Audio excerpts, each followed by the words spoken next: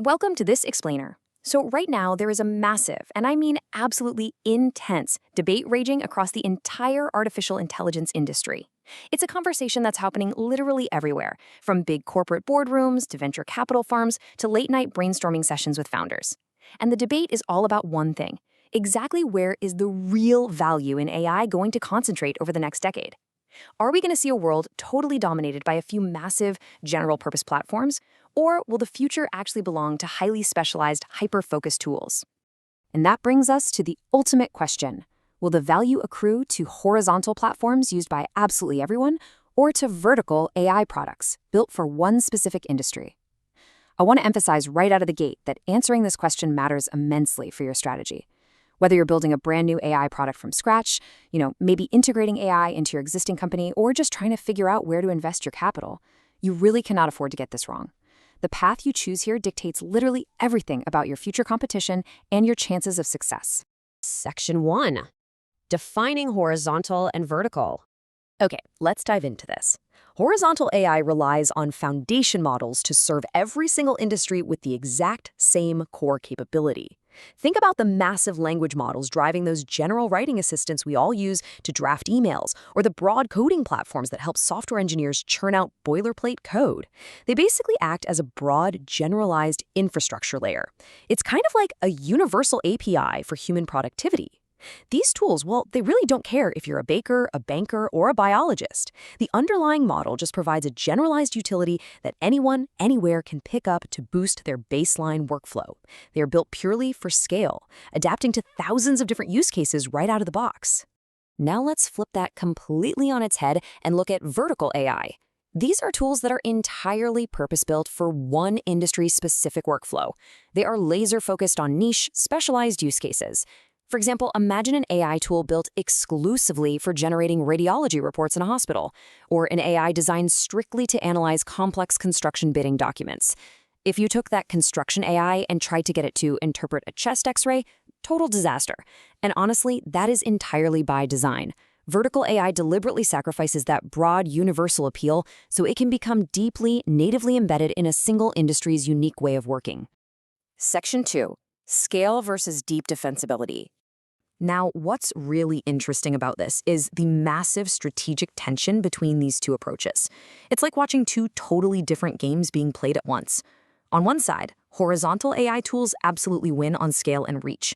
I mean, they have massive total addressable markets because, frankly, anyone with a keyboard is a potential user.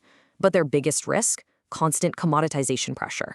Because their underlying capability is so broadly accessible, and they often rely on the exact same base foundation models as their competitors, it is incredibly hard to stay totally unique. On the other side of the ring, vertical AI tools win on depth and defensibility. Because they embed deep industry-specific workflow knowledge, really complex regulatory compliance rules, and, crucially, proprietary siloed legacy data. A horizontal tool would literally need years to replicate what they do. You can't just scrape the open internet to learn the messy nuances of internal medical billing codes, right? Now, of course, the big risk for vertical builders is figuring out how to make sure their highly specialized tool isn't eventually rendered obsolete by some brute force advancement in general AI infrastructure. Section 3. The AI Litmus Test. So, I call this the AI Litmus Test, and it's something you can apply right now. I want you to look at the product you're building, buying, or investing in and ask yourself this specific cross-industry utility test. Would this AI tool be equally useful to a hospital, a law firm, and a manufacturing plant? Seriously, just think about that for a second. Does it fundamentally operate the exact same way regardless of what building it's deployed in? So the crucial point is how you answer that question. If you answered yes, that your tool is equally useful across all those wildly different spaces, then you are building horizontal AI. And that means you're going head-to-head against very well-funded, very general infrastructure players. You are officially stepping into the arena with the titans of the tech world, battling over raw compute and model scale. But if you answered no, if your tool actually becomes meaningfully less useful outside its specific industry because it relies heavily on that industry's messy internal data, its unique compliance rules, and its deeply ingrained daily workflow, then you're building vertical AI. And listen to me on this. That specificity is not a limitation. It is your actual deeply defensible moat. Section 4. Finding your competitive moat. And this brilliantly illustrates how specificity works in the real world. Take a platform like Uplatz, which focuses on teaching AI skills. They've realized that the absolute deepest, most defensible content they can offer isn't just some generic AI 101 material. Look, anyone can Google generic info or ask a chatbot for basic definitions, right? Instead, the real value, the true moat, is teaching how AI applies specifically inside data engineering, or specifically inside quality assurance, or a highly specialized industry workflow. Why?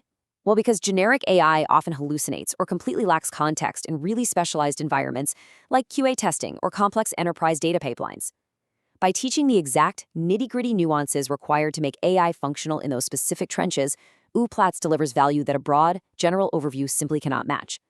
Moving away from general knowledge toward hyper-specific domain expertise, that is what creates a powerful, highly defensible position. But here's the wild part. Whether you choose to build horizontally or vertically, the very nature of how we interact with all these tools is about to change drastically. We're right on the edge of moving from passive tools that just sit there waiting for our prompts to systems that actually take action on their own. Which leads us to a massive question for our next explainer, the agentic enterprise. What happens when AI agents don't just assist you, but actually run your operations? Think about that for a while, and I'll see you in the next explainer.